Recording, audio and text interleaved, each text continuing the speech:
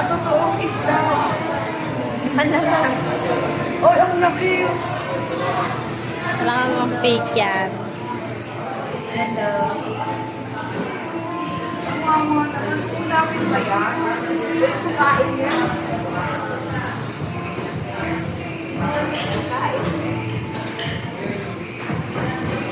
Oh. Nakakarinig na yung yan. Nakakarinig yan. Laki ng ano. Laki mo? Isang kilo na siguro yan, ano? Isang kilo na yan. Solid eh. Taba. Talagang gumagalaw yung mata, oh. Rar. Nakamagdabog yan dyan. Mayroon ako niyan. Dalawang. Bakit ito hindi na Gusto ko mag-alaga ng fish. Baka tulog.